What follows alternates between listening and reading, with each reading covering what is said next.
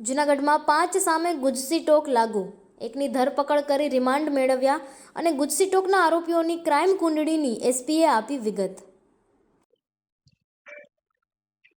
છેલ્લા ઘણા સમયથી ખાસ કરીને 2015થી જુનાગઢ જિલ્લાના અલગ અલગ વિસ્તારના રહેવાસી એક ભાવિન ખોડા ભટ્ટ જે સરગવાડાનો છે, એનો ભાઈ છે નિલેશ ઉર્ફે નીલુ ખોડા ભટ્ટ, એ પણ સરગવાડાનો છે, અને કરશન ગલા મોરી જે ગાંધીગ્રામનો, દિલીપ ઉર્ફે દિલા બગા છેલાણા જે ઝાંઝરડા રોડનો રહેવાસી છે, અને જાદવ ઉર્ફે લાખા સાંગા હુણ જે કોયલી વંથલીનો છે.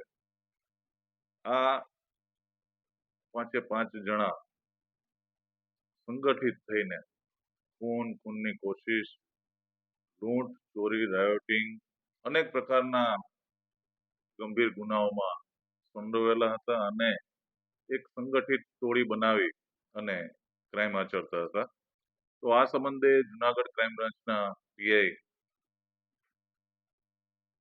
કેએમ પટેલને આખી જાણકારીને તપાસ સોંપતા એમણે જે કંઈ આખી પેપર પ્રોસિજર પૂરી કરી અને દરેકના અલગ અલગ ગુનાઓની માહિતી મેળવી અને એ લોકોએ સંયુક્ત જે રીતના ગુના આચરેલા છે ગુનાની માહિતી મેળવી અને એ વિગત અવલોકને લેતા તો આ ભાવિન ભટ્ટ વિરુદ્ધ અલગ અલગ 14 ગુના નોંધાયેલા છે.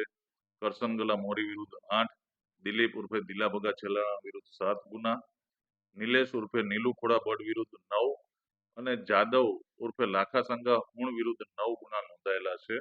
આમ કુલ ટોટલ 30 ગુના નોંધાયેલા છે અને આ 5 જણાએ સંયુક્ત રીતના 14 ગુના આ લોકોએ ભેગા થઈને કરેલા છે સંયુક્ત રીતના.